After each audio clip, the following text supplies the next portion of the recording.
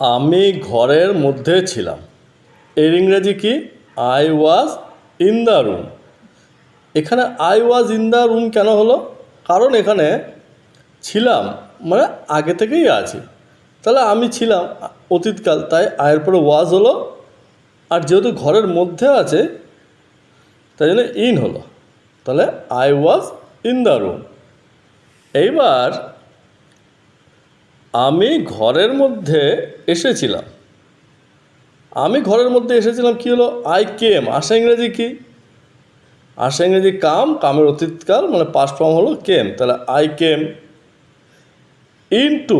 এখানে তাহলে ইনটু কেন হলো? এখানেই হলো ব্যাপারটি। I came into the room. Into হলো এই কারণেই। ইনটু মানে কি? ইনটু মানে হলো যখন বাইরে থেকে ভিতরে আসে, মানে বাইরে থেকে ভিতরে এরকম। এবং তাহলে তখন কি হয়? একটা গতি থাকে, মানে বাইরে থেকে ভিতরে আসা মানে গতি। তাহলে গতিতে যখন একটা অবস্থার পরিবর্তন হয়, যেমন বাইরে থেকে ভিতরে, তখন কি হয়? ইনটু হয়। তাহলে ইনটু হয়েছে এখানে গতির জন্য। আমি ঘরের মধ্যে ছিলাম। এর ইংরেজি কি? I was in the room. এখানে I was in the room কেন হলো? কারণ এখানে ছিলাম মানে আগে থেকেই আছে। তাহলে আমি ছিলাম অতীতকাল, তাই আয়ের পরে ওয়াজ হলো। আর যেহেতু ঘরের মধ্যে আছে তাই জন্য ইন হলো। তাহলে I was in the room. এইবার আমি ঘরের মধ্যে এসেছিলাম।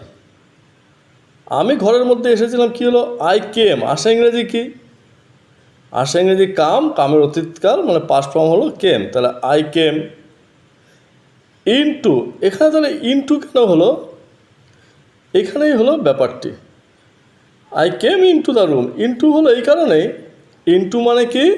ইনটু মানে হলো যখন বাইরে থেকে ভিতরে আসে, মানে বাইরে থেকে ভিতরে এরকম। এবং তাহলে তখন কি হয়? একটা গতি থাকে, মানে বাইরে থেকে ভিতরে আসা মানে গতি। তাহলে গতিতে যখন একটা অবস্থার পরিবর্তন হয়, যেমন বাইরে থেকে ভিতরে, তখন কি হয়? ইনটু হয়। তাহলে ইনটু হয়েছে এখানে গতির জন্য।